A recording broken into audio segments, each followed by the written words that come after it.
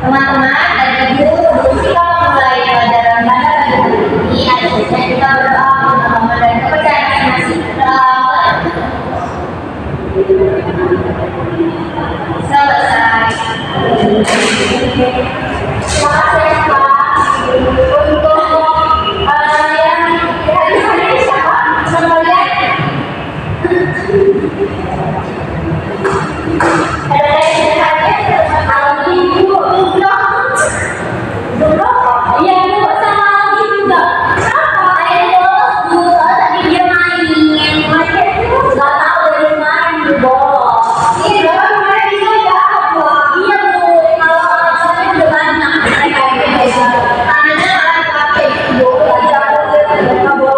Iya.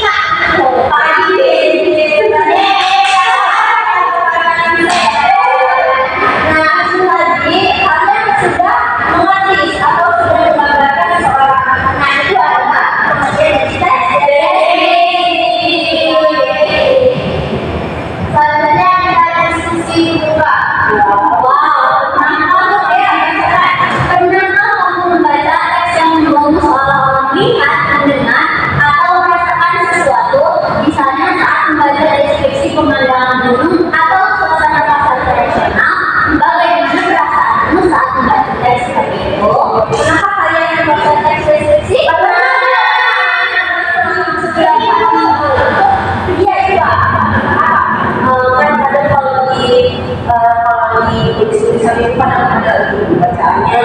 Minuman ini rasa jeruk.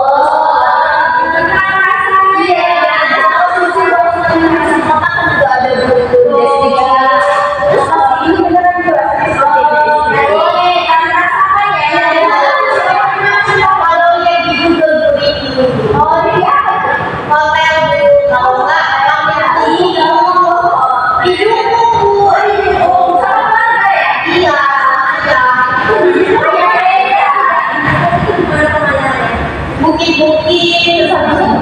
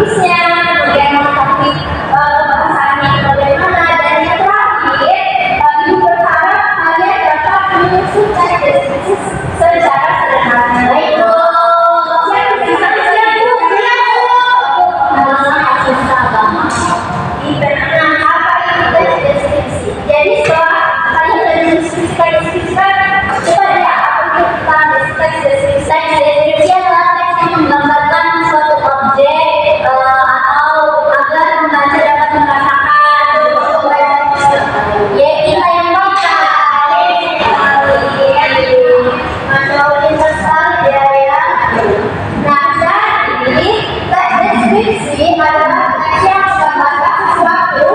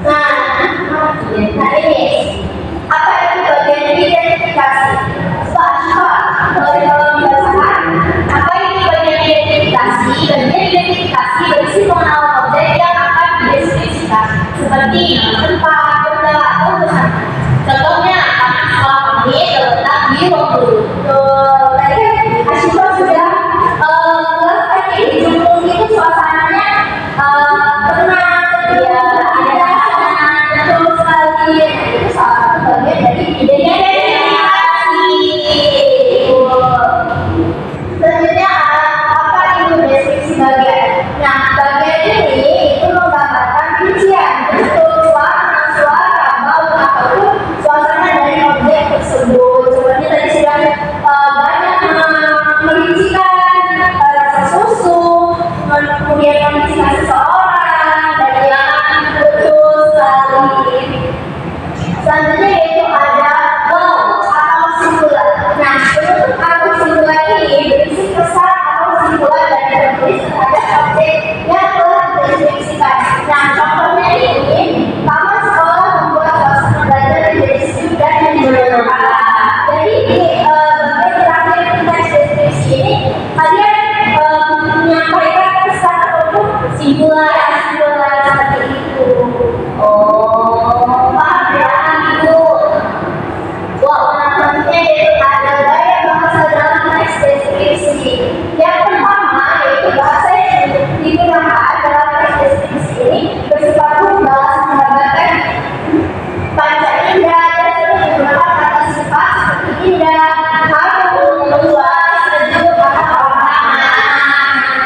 Kemudian yang kedua, menggunakan saja satu perumpamaan seperti bagaikan, seindah, seperti indah gitu. Akhirnya siapa itu? Itu cowoknya di mana aku? Siapa dia? Dodo. Ini bukan waktu dulu sama Dodo. Dia fokus belajar dulu ya dia. Kalau sekarang jadi ada tidak boleh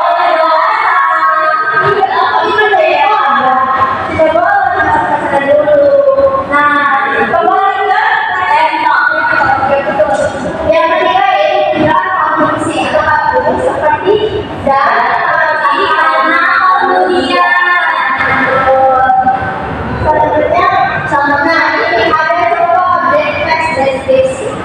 Nah, objek dalam teks deskripsi ini bisa berupa tempat, misalnya ada buku, kemudian pasar, sekolah, kemudian sepeda, laptop, spidol, kemudian ada juga makhluk hidup seperti manusia, kucing, burung, ataupun ada juga suasana seperti acara ada dan kemudian di sore hari.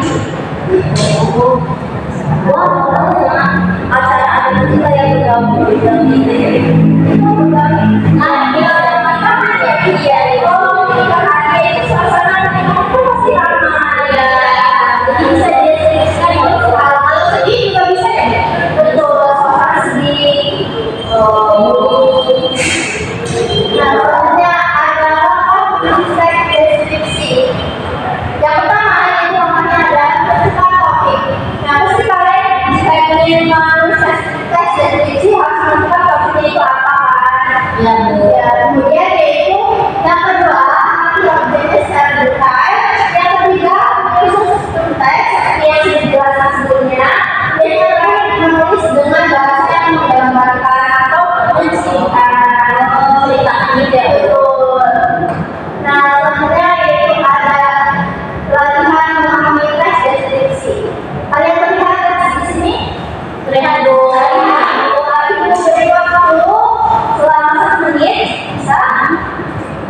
3 menit, 2 menit, oke, 2 menit untuk membaca teks deskripsi tersebut.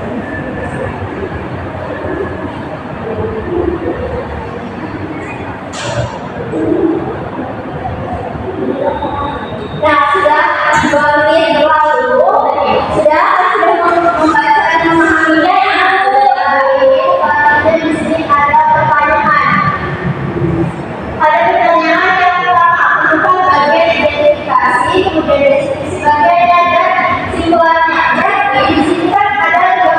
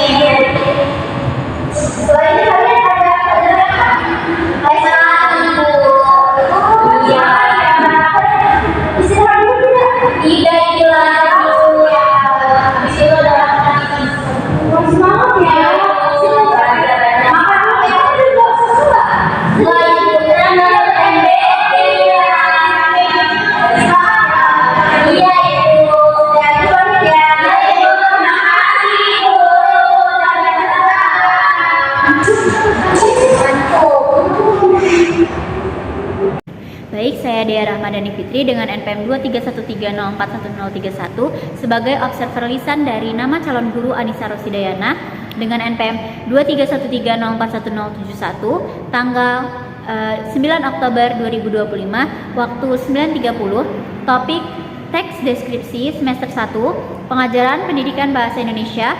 Kejelasan.